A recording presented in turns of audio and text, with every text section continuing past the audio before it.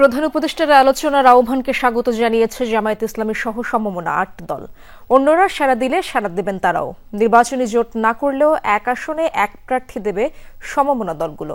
৬ November গণমিছিল নিয়ে প্রধান উপদেষ্টা বরাবর স্মারক দেবে এই ৮ দল, আর ১১ নভেম্বর করবে সমাবেশ।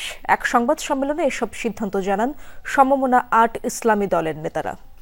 নতুন ব্লেন্ডে আরো রিচ অ্যারোমায় সেলন ফ্যামিলি ব্লেন্ড টে।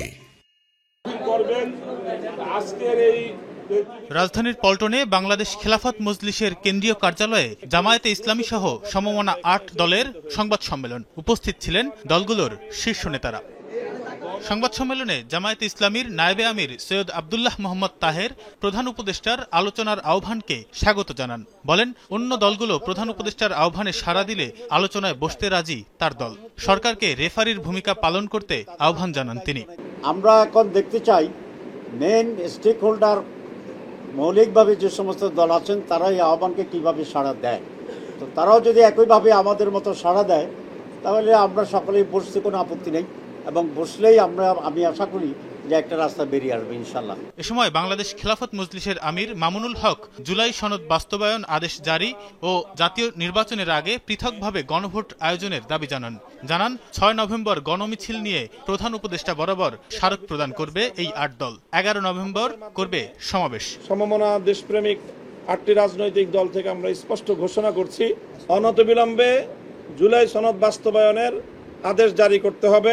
জাতীয় নির্বাচনের আগে পৃথকভাবে জুলাই সনদ বাস্তবায়নের গণভোট আয়োজন করতে হবে। এই দাবিগুলোর বিষয়ে যদি সন্তোষজনক কোনো অবস্থান গ্রহণ করা না হয়, অগ্রগতি না হয়, তাহলে সেই ক্ষেত্রে আমরা ১১ নভেম্বর রাজধানীতে সমাবেশ করব। জামায়াতের নায়েবে আমির বলেন, নির্বাচনী জোট না করলেও এক আসনে এক প্রার্থী দেওয়ার চেষ্টা করছে সমমনা ৮ দল। আর ইসলামী আন্দোলন বাংলাদেশের আমির জানান, জাতীয় ইস্যুতে একসাথে থাকলেও জামায়াতের নেতৃত্বে জোট করছেন না তারা। জামায়াতের নেতৃত্বে ইসলামী দলগুলো, অন্যান্য দলগুলো আমরা একত্রিত হয়ে কাজ করছি বা আমরা জোটবদ্ধ হচ্ছি, এই ব্যাপারটা কিন্তু ওইভাবে আপনারা প্রচার করবেন না। আমরা নির্বাচনী একটা সমঝোতার জন্য আমরা একাকার হয়ে কাজ করতেছি। জুলাই সনদ আইনি ভিত্তি না পেলে পরবর্তী নির্বাচন বৈধতা পাবে না। ৫ দফার বিষয়ে অনড় অবস্থানে আছে ৮ দল। তানভীর সিদ্দিক টিপু, যমুনা নিউজ, ঢাকা।